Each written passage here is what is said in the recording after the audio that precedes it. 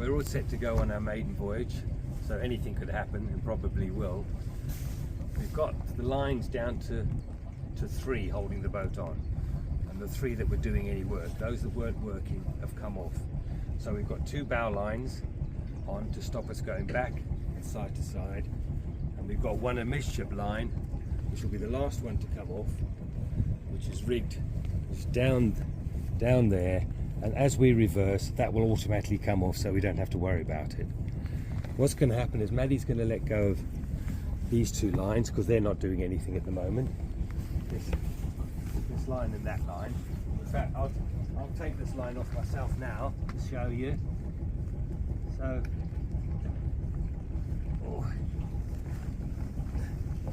just pull it through as quick as we can so it doesn't get wet. That's it. If it gets wet, I've got to make Maddie a cup of tea. And that's going to come off. And there's no wind, thankfully. So, and this line looks a bit lazy, so this will come off. Oh. Yeah, it's very lazy.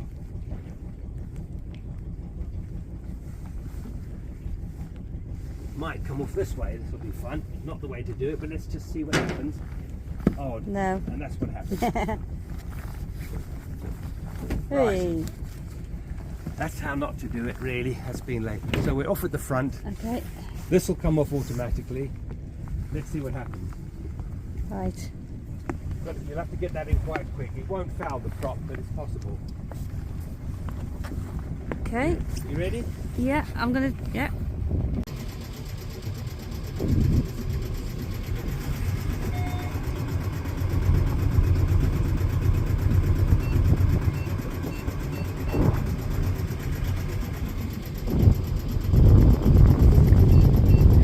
Just about made it out of Thornham. Just got to go past these 2 markers and we're in the open water. You can almost see the channel by the water. Yeah.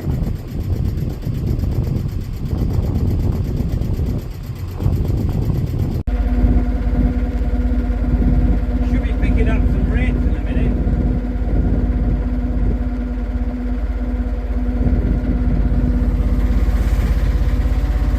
Oh, there's one up ahead. Is it red or a green? On the right. It's hard to tell. So we've made it to our first location, and we got off the mooring fine. Stuart did a stellar job. I've just dropped the hook, which is the first time I've ever dropped the hook. And we're now at, what we call this place, Stu? Witterings. I think it's the East Head. Witterings. East Head at the Witterings, and the sun's just come out, which is yeah, so she's just doing the anchor ball now before we get told off, apparently.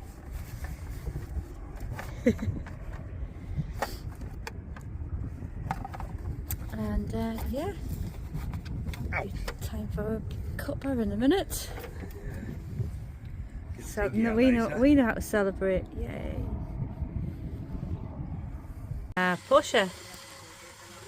Portia's a clever girl, aren't you? Eh? Eh? You've done your first sail on the catamaran, haven't you?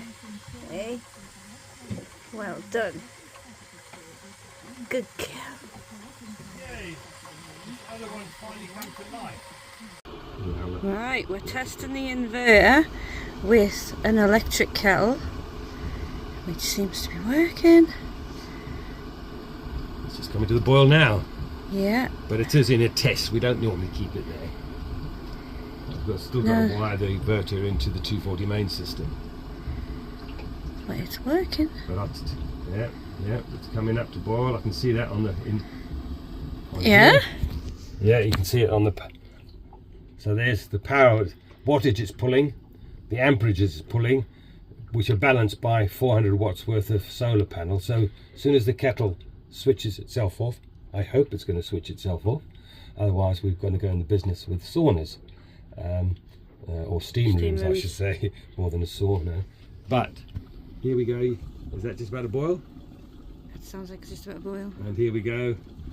Hey, it's gone and off. look, suddenly I'm getting nearly 12 amps put back into through the solar panels. Yay. Which is on a, you know, it's a sunny day, but not completely good day. So it'll put that power back in no time at all. The solar panels are doing their job. And then there's a lovely mess there, isn't there, Stu? Well, it's a mess at the moment.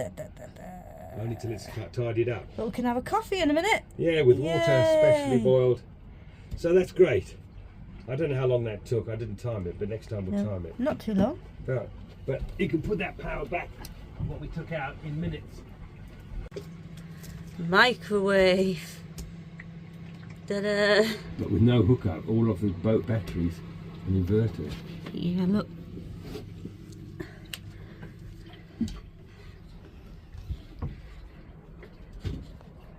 We're floating. That's right. Look at that. That's using 101 amps. That's a lot of power. 1300 watts, so that's approaching the maximum. And we're running a microwave. Amazing.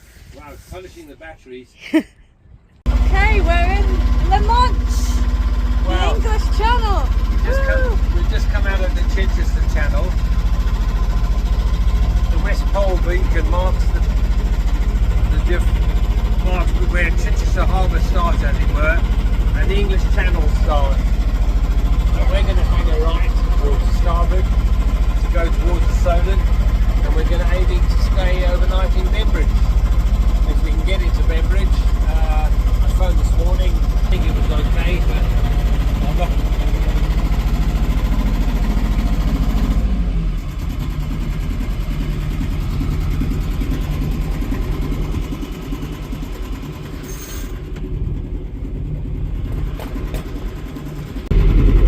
Just taking a slight pause because we don't want to dice with death and cross paths with the mouldy lines. That's the Isle of Wight in front.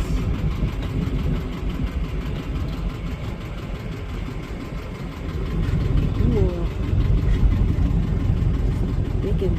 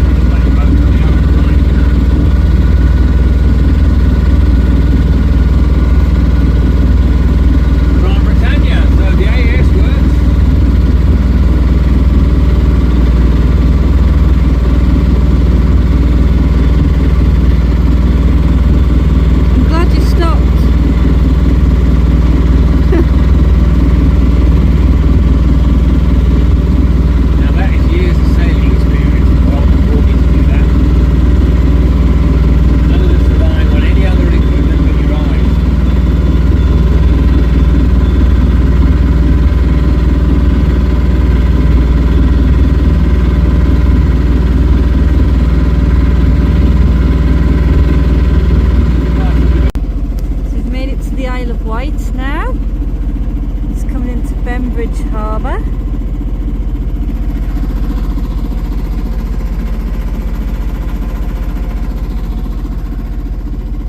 Looks beautiful, can't wait to see it. So we've just had more adventures with Sarabi getting into Bembridge, and the plan was to anchor off, but as you can see we're on an SOS pontoon. We were meant to be over there.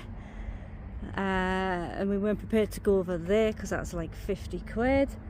So the harbour master kindly popped us here. So Stu, tell the story. Well, apparently when we lifted anchor this morning in the Witterings, east of the Witterings, the anchor was slipping as it was, the windlass was slipping as it was lifting the anchor. Yeah. Maddie told me that, but I was concentrating on other things and it didn't sink in. We get to Bembridge, drop the anchor, no problem at all. boop, boop, but we weren't in the right place. So I said to Mandy, lift the anchor, and the anchor didn't hear. So the anchor didn't come up because here was just spinning, which from what I've read, in fact, is normally something to do with a clutch. It's like, you know, it's like an automatic clutch in a car. And so it wasn't lifting the anchor. So anyway, got into Bembridge, sat there, and I managed to get hold of the harbour master by flagging him down. Jumping up and down and waving. Well, something like that. And he asked if I needed the toilet. No, that's digress.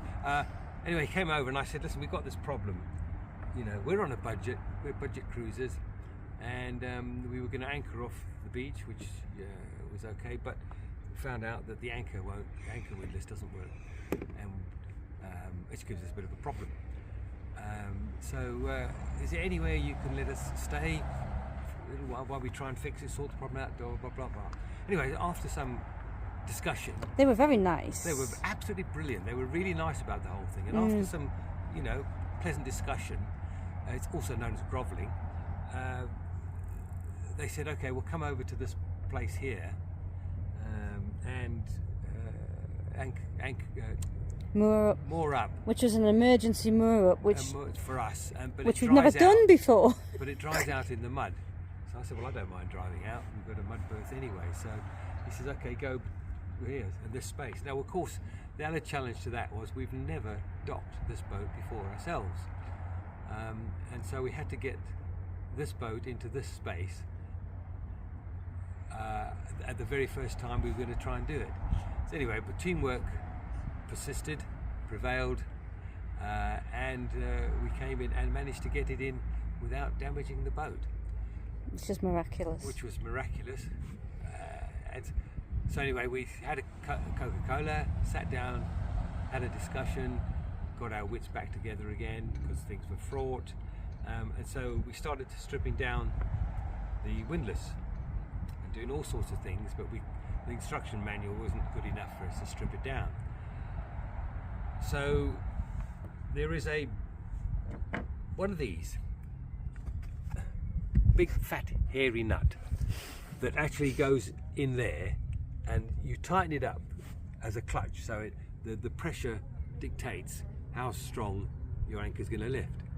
And what had happened, for some reason, at the time, we didn't know why, this had loosened off, causing this to spin without lifting the anchor, because obviously lifting it is more pressure than dropping it.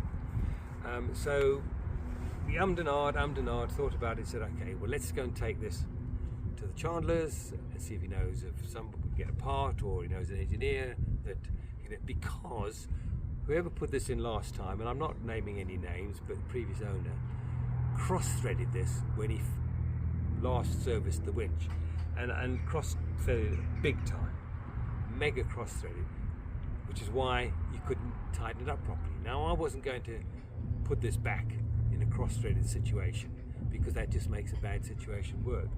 So we said, okay, let's off we go to the Chandler's and see what we can do. However, I had a brainwave, and I thought, hang on a minute, the winch has got two sides, one for chain, one for rope. It has two of these. So I undid the one on the rope side with trepidation because it was quite stiff, thinking, oh, well, if that comes out, it's never going back in again. Pulled it out, got it out, and the threads were pristine, absolutely pristine. So I thought, well, I can go put that in that side, that's what it's for. But I was worried about the internal threads would have been stripped too. But good news. It just screwed straight in with no problems at all, and we just tried the anchor up and down a few times, and it appears to be working. So we touch wood, it's, you know, it is a fix, but I've still got to get a replacement one of these for the other side, if nothing else. So we're just off to the Chandler's to see what we can do, but I have a feeling that we're going to have to order one of these, and hopefully it'll be a good waiting for us when we get back. So this is the adventures continues. It wouldn't be an adventure without things going wrong, and solutions being found. We could be stranded in worse places, couldn't we? It's beautiful here. Beautiful here, yeah. It's beautiful. So we're just about to go to the Chandler's, then into Bembridge town. Yeah.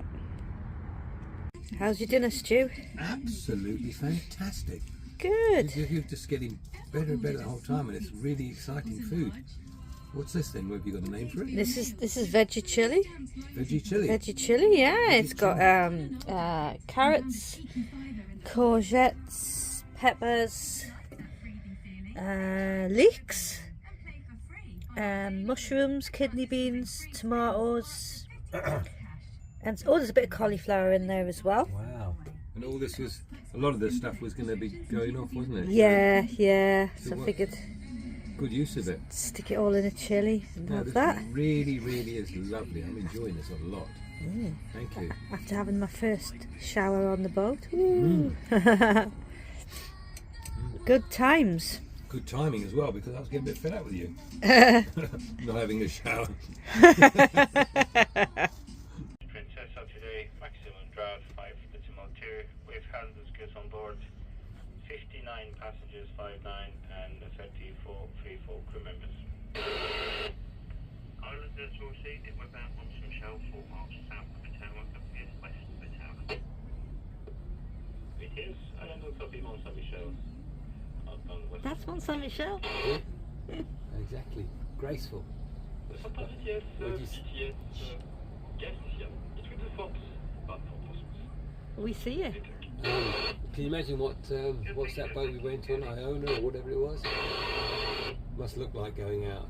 It'll fill the horizon. Ah.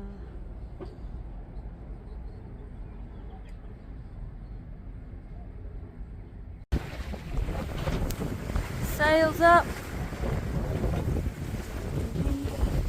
No man's land fort, that is. Forts, No yeah. man's land fort. And then we've got the Isle of Wight on that side. And a boat race going on, and we're in the middle of it, just about. So corner radio the minutes and the idiots and the catamaran get out of the way. They're causing major maritime incident.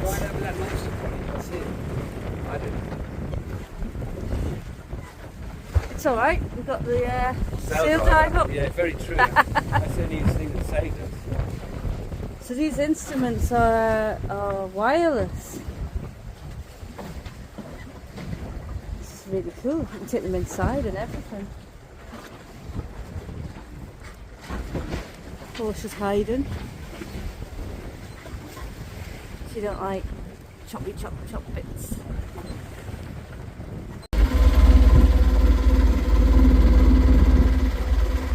Right, we're just coming into Cowes, which is definitely the home of UK yachting, yacht racing, and everything to do with boats, and possibly the world as well. They have a famous week called Cowes Week, where there's a week's worth of racing. The Solent is just packed full of these boats darting around the place. But we're going to go into Cowes, not stopping at Cowes Marina itself. There's a marina further down, which I've given them a ring, and they say they've got space. And it's on East Cowes. Cowes is West Cowes and East Cowes. West Cowes is the posh and expensive, but East Cowes is more my style, put it that way. And so there's a marina there. We're going to treat ourselves to marina, because you can't come to Cowes, or you can't sail the south coast without coming into Cowes. And it's been an experience for many, and I can refresh myself. I've not been here for well over 10 years. It can be a bit tricky getting in, because you've got ferries darting everywhere, power boats darting everywhere, and further into the summer you've got a lot of sailing school boats with people learning to sail. So it can get a bit like a stock car racing, really. But don't panic, keep calm. Once you get in, the tide reduces, because there's a cross tide, and your next big hazard is a chain ferry that goes from East Cowes to West Cowes and back again. And you've got to watch out for that. It has priority over everything. But we're just about to turn into the markers to lead us in, and we're prepare for landing. And as everybody knows, takeoff and landing is the critical bit. We took off this morning in Bembridge, landing in Cowes. Touch wood, fair winds, and a bit of skill. Maddie and App, the teamwork between Maddie and myself is getting better all the time. Let's hope we can get in there without either of us walking home.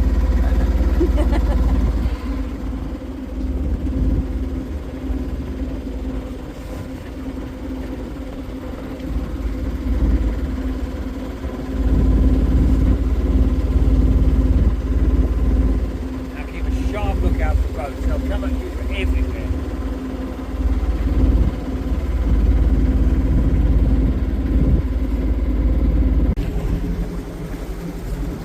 Oh, that's posh now. Jesus, it used to be an old thing like, you know, on France.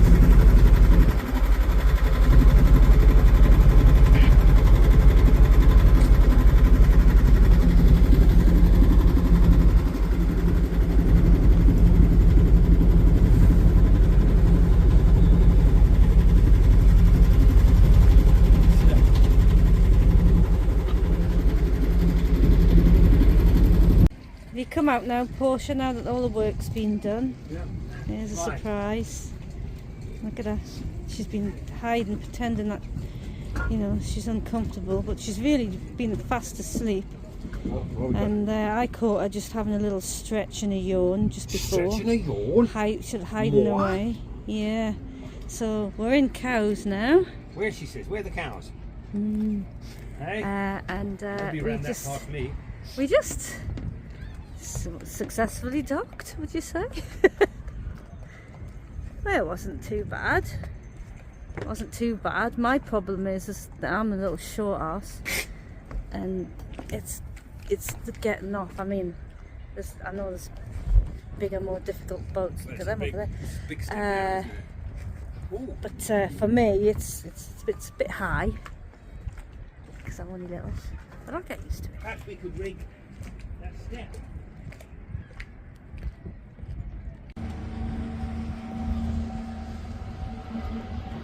That's nice.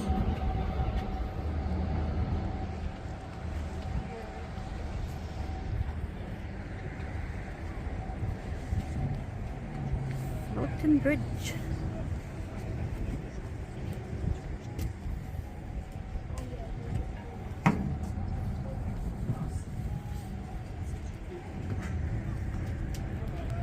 Yes. She goes. Whee! Isn't that crane something Yeah, it's nice, isn't it?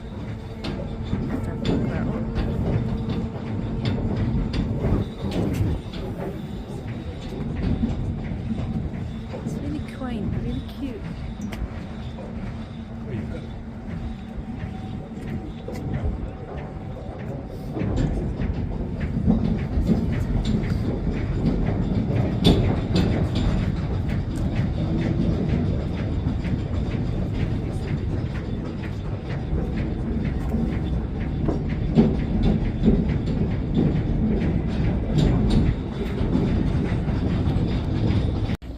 Stu's just checking our lines, and the other great thing that I've got to show you is we finally got the name on. There she is, Sarabi, Well, it looks dirty, which doesn't is, it? considering we cleaned it.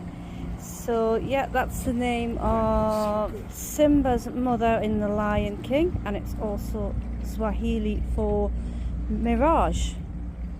So there you have it, Sarabi. So we've now left the East Cows Marina and we're just heading up the Medina River now.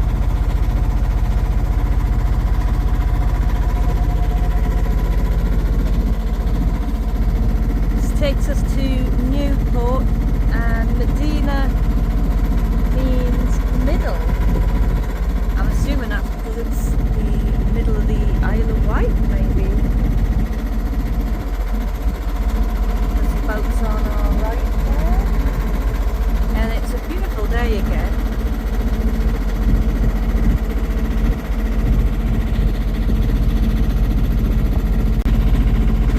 Okay, so we're just passing the Follies Inn now on the Medina.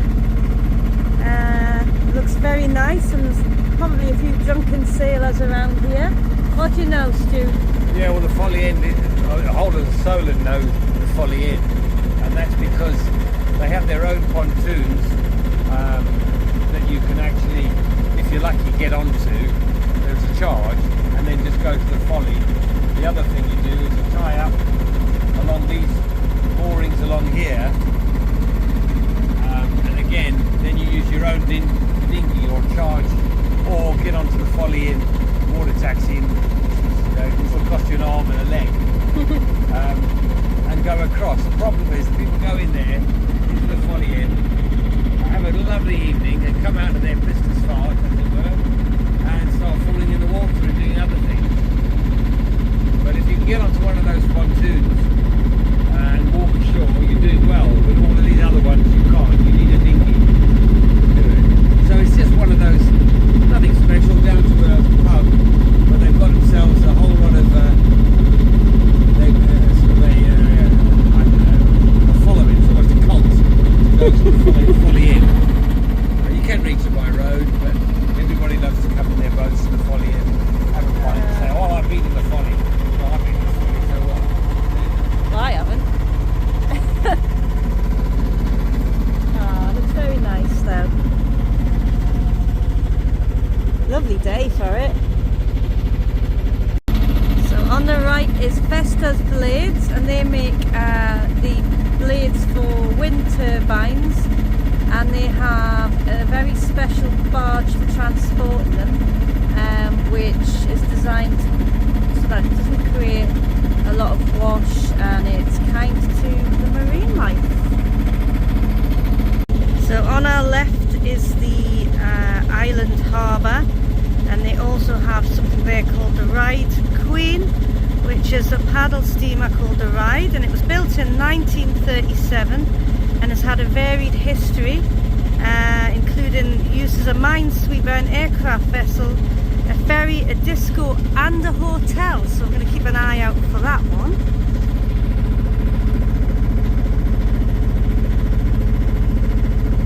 See if we can see a paddle steamer.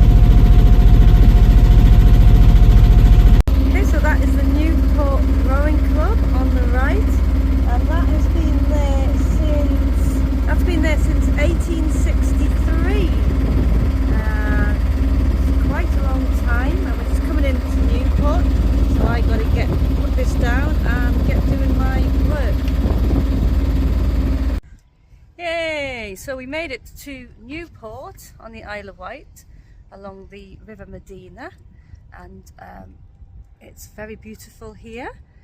We're just about to go to the pub to have some lunch. What a treat, eh? What a treat. So I'll just around. Oh, got Monkmore taxis here as well. So when we came in, we had to come down the river. The wind is blowing this way. The tide's the wind's blowing towards us. The tide behind us as we were coming in, and the tide was slightly behind us as we were coming in. And the pontoon berth we're on is the last one in the row. There was one, I think, further down. So I made the decision to do a turn so that we were facing into the wind and the tide when we were in a mooring. That was all very well, but it was complicated by the fact there was a boat coming in exactly the same time, and he was sort of pressuring me to hurry up. But I managed to do a 360-degree turn between these boats. We only had a few meters front and back when I was doing it, but with this engine you can use it like an outboard, and the combination of that and the throttle and everything, we basically turned in its own length, but we were still being blown back, unfortunately, and taken back. So then we had a manoeuvre to come in at an angle to come against the pontoon. Poor Maddie managed to get the front line on, but it was proving a bit difficult to do the back as well, and luckily a man who was in a catamaran Very nice man, yeah. He came and helped, took the lines and just got us at least alongside, and we've just sorted everything out. Springs are on, bow and stern lines are on, plenty of fenders are on, because apparently this pontoon we're on sinks at an angle. So we've got to make sure that the fenders are in the right place. I have a feeling they could be a bit lower, if that is the case, and so we'll adjust those now before we go off to the pub. And then well, in fact, what we'll do is do half and half. We'll adjust three and these three, and somewhere in the middle is going to be right. Yeah, yeah.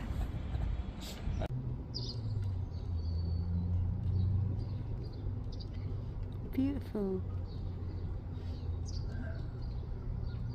Proud mommy. Oh, look at that. She's looking all around for predators. Oh, look at that. I wonder what that means. And she's run aground. 1, 2, 3, 4, 5, 6. 1, 2, 7. 1, 2, 3. Keep still, you little buggers. 1. I think it's 6. 3. 5. No, there's no 1, 6.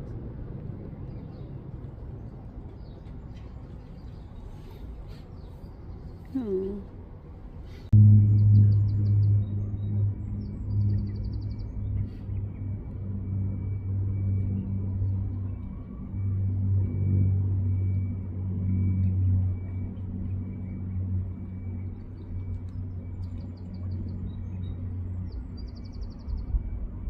They must have to find a lot of bits to eat for a day's meal, isn't they?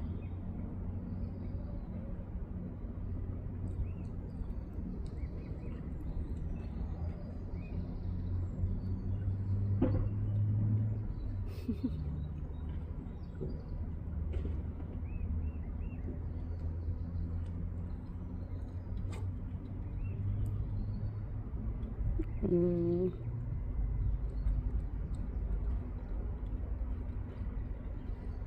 Do you reckon they're quite new? Well, they're a bit bigger than I thought they were going to be, so they're probably a week or two old.